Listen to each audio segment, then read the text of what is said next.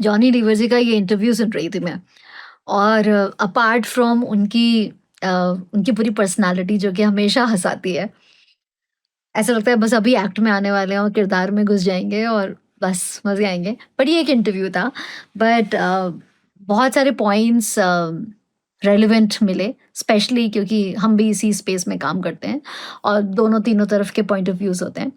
सो सुनते हैं जो एक पार्ट जो मुझे सबसे ज़्यादा कैच किया। पहले के डायरेक्टर्स हम में से टैलेंट निकालते थे, ये लड़के से क्या किया जाए, क्या निकाला जाए इसके अंदर क्या है, इसको क्या सूट करेगा, इसके अंदर से मैं क्या करवाऊंगा, ये खूबी थी उनके अंदर और वो ऐसा करते निकालते भी थे। और एक आर्टिस्ट सोचता था कि मैं आर्टिस्ट तो कभी सोच नहीं सकता कि मैं आर्टिस्ट बनूंगा, मेरे अंदर कुछ है, मैं सोच नहीं सकता हूँ, ऐसे लोगों में से निकाला उन्होंने। सो यहाँ पे वो बोल रहे हैं कि जो डायरेक्टर का रोल, पहले जिस तरह के डायरेक्टर होते थे वो निचोड़ लेते थे इंसान के अंदर से कि इसके अंदर क्या है जो मैं और निकाल लूँ। वो उस इंसान को भी नहीं पता है कि मेरे अंदर क्या है, और ये तो डायरेक्टर है, स्ट्रेंजर है, नया है उनके लिए, तो इनको तो बिल्कुल ही नहीं पता। लेकिन उनको ये उनका एक तरीका ही होता था, प्रोसेस ही होता था कि इसके अंदर कुछ तो और होगा, कुछ तो और होगा, इसको निकालो। सो वो ये बोल रहे हैं कि ये आजकल नहीं होता या कम होता है। कम ही बोल रहे होंगे, नहीं तो नहीं बोलेंगे, बट कम होता है। सही बात है। क्योंकि जिससे सुनो, उस ज़माने के जिस भी इंसान से सुनो, वो यही कहते हैं। तो सब लोग तो गलत नहीं बोल सकते। बट मैं सोच रही थी कि ऐसा क्यों होगा? अ, मैंने कुछ खुद थोड़े बहुत डायरेक्शंस करे हैं। मेरे बहुत सारे फ्रेंड्स हैं जो बड़े-बड़े डायरेक्टर्स हैं। और मैं ऐसे सोच रही थी कि पैशन की कमी है क्या? बट हाँ और ना। क्योंकि पहले आई थिंक इस फ़ील्ड में सिर्फ़ वही जाते थे जो बेइंतहा पैशनेट होते थे। क्योंकि कोई अपॉर्च्युनिटी तो थी नहीं, कोई सक्सेस मैट्रिक्स तो था नहीं, कोई कोई गारंटी नहीं थी कि आप अपना घर भी चला पाओगे इस फ़ील्ड से कि नहीं। तो वो बिल्कुल ही जुनूनी लोग जाते थे, जो कि अब उतना नहीं है। It is definitely a little more lucrative space, थोड़ा-सा। तो एक तो वो हो गया, फ़ेम हो गया, चार्म हो गया, बड़े पर्दे पे आपका नाम आता है, तो उसकी एक तलब होती है, राइट? तो ये तो है कि इसकी वजह से ज़्यादा लोग बढ़े हैं, और इसमें हो सकता है थोड़ा बहुत पैशन कॉम्प्रोमाइज़ हो गया हो। बट फिर भी जब आप वो एज़ अ जॉब भी कर रहे हो, तो आप क्यों नहीं वो चीज़ करोगे जिसकी ये बात कर रहे हैं कि निचोड़ोगे उसके अंदर से? तो फ्यू गेसेस, मुझे ऐसा लगता है कि हर चीज़ इस वक़्त इतने ज़्यादा प्रेशर में है। देयर इज़ एक जने के पीछे इतने सारे लोग खड़े हैं, सपोर्ट करने के लिए तो है ही है, लेकिन धक्का मारने के लिए और चलो, चलो जल्दी करो के लिए भी है काफ़ी कुछ। तो जो डायरेक्टर होता है उसके पीछे प्रोड्यूसर होता है। प्रोड्यूसर इस वक़्त बहुत ज़्यादा पैसे लगाता है मोस्टली चीज़ों में, क्योंकि लगते हैं, नॉट दैट कि उसको कोई शौक है लगाने का, बट है ही है, चीज़ें ऐसी हैं, कॉम्पिटिशन इतना है। तो उनके बहुत पैसे लग रहे होते हैं, हर एक दिन की बहुत बड़ी कॉस्ट होती है। मल्टीपल प्रोजेक्ट्स में इन्वेस्ट कर रहे होते हैं प्रोड्यूसर्स। हर जगह से उनको as a venture capitalist, as an investor वाली मेंटालिटी होती है कि कहाँ से कितना निकालें। तो वो उनको पुश कर रहे होते हैं कि जल्दी करो, जल्दी करो, जल्दी करो। आर्टिस्ट बहुत बिज़ी है, पहले आर्टिस्ट तसल्ली से 1-2 प्रोजेक्ट्स पे काम करता था, पूरी अपनी शिद्दत से उस पे डिवोटेड होता था। अभी आर्टिस्ट बहुत बिज़ी हैं, जो हैं वो बहुत बिज़ी हैं, जो नहीं बिज़ी हैं, वो नहीं बिज़ी हैं। बट जो बहुत बिज़ी हैं उनके लिए मुश्किल है, वो पुश करते हैं जल्दी ख़त्म करो, जल्दी ख़त्म करो। अगर आपका पहले से कमीशन्ड है, चैनल पे जाना है, तो वो आपके पीछे लेके खड़े होते हैं, कब दे रहे हो? एपिसोड कब दे रहे हो? मास्टर कब दे रहे हो? ये चल रहा होता है। फिर पीआर, एडवर्टाइज़, मार्केटिंग, आपको प्रमोट करना है, कितनी चीज़ें हैं, जो कि शायद उतनी नहीं थी। तो ये तो नहीं कह सकते कि अच्छा है कि बुरा है, हमारा ही करा धरा है, लेकिन हाँ, है। So definitely I agree with it, और इसको हम फिर भी ठीक कर सकते हैं। आई थिंक इसको पूरा अनडू तो नहीं कर सकते हैं, लेकिन एक अवेयरनेस की बात होती है। एक कभी-कभी कुछ सुनते हैं और हमारे दिल में बैठ जाता है। सो या so if all the producers, directors feel कि थोड़ा-सा स्लो डाउन कर लें, या थोड़ा-सा उसमें और हम बैंडविड्थ ले आएँ इंटरनलाइज़ करने के लिए, तो we might be able to produce much better content. That's one thing. दूसरी चीज़ सुनते हैं। देखो, मैं आपको एक बात बताता हूँ। मोगले आज़म, मोगले आज़म को कलर करके फिर से रिलीज़ किया, है ना? तो पिक्चर ख़त्म होगी यहाँ पे मूवी टोन में, मलाड में।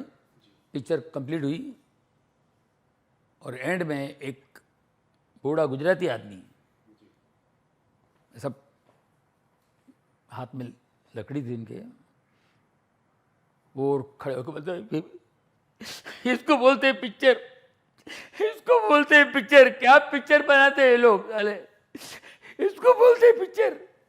ऐसे चाहने वाले भी हैं यार, पिक्चर देखने वाले भी। मैं उनको फनकार बोलता हूँ, उनको कलाकार बोलता हूँ। ऑडियंस मामूली लोग नहीं है ऑडियंस। अरे वो लोग समझते हैं, वो आर्ट, वो एक्टिंग नहीं कर पाते लेकिन एक्टिंग को समझते हैं, और एक्टिंग को समझते हैं, फीलिंग को समझते हैं।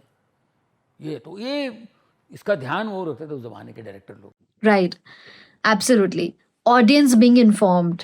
सो जैसा कि जॉनी सर कह रहे हैं कि ऑडियंस को एक्टिंग करनी नहीं आती थी लेकिन वो समझते थे एक्टिंग। उनको राइटिंग, शायद लिखना खुद नहीं लिखते थे लेकिन राइटिंग अप्रिशिएट करते थे।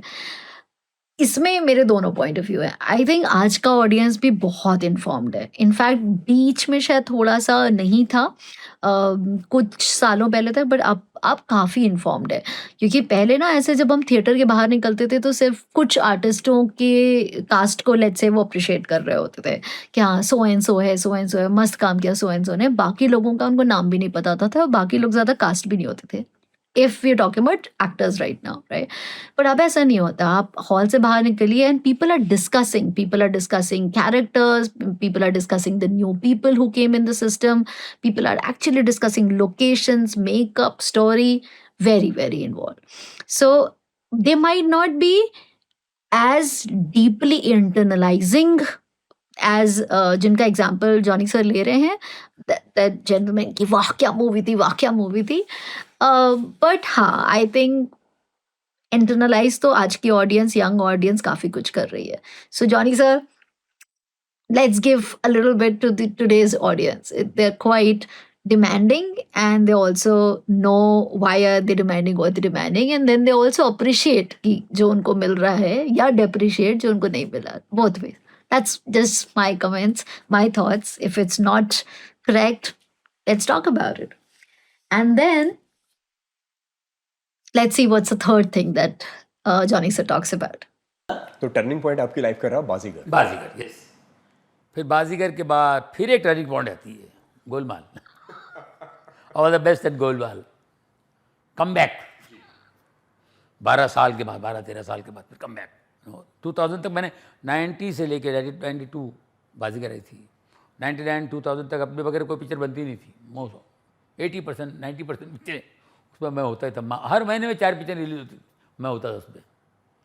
उसके बाद बंद, 12-13 साल बाद all the best and Golmaal, धाड़ धाड़ धाड़ धाड़। गोलमाल के बाद फिर हो गया। तो ये कमबैक होना भी बड़ी बात है। ऐसा कमबैक नहीं हुआ किसी का। Absolutely, totally agree. Getting a comeback is a big thing. It doesn't happen to most people, I would say. Being in this space, I meet so many people in and out, seniors, veterans, people who took a sabbatical for one reason or the other. But लेकिन comeback करना almost ना के बराबर है, almost, क्योंकि भूल जाते हैं लोग। आप गए और लोग भूल गए आपको। दूसरे के साथ काम करना शुरू कर दिया। भले ही आपके साथ काम करते वक्त पहले एंजॉय करते थे, सब कुछ ठीक था, लेकिन अब ज़रूरत सी नहीं है। तो किसी के मन में कोई एज सच कोई इशू नहीं हो गया, बट हाँ, बस आदत पड़ गई अब आपके बिना रहने की, तो पड़ गई फिर।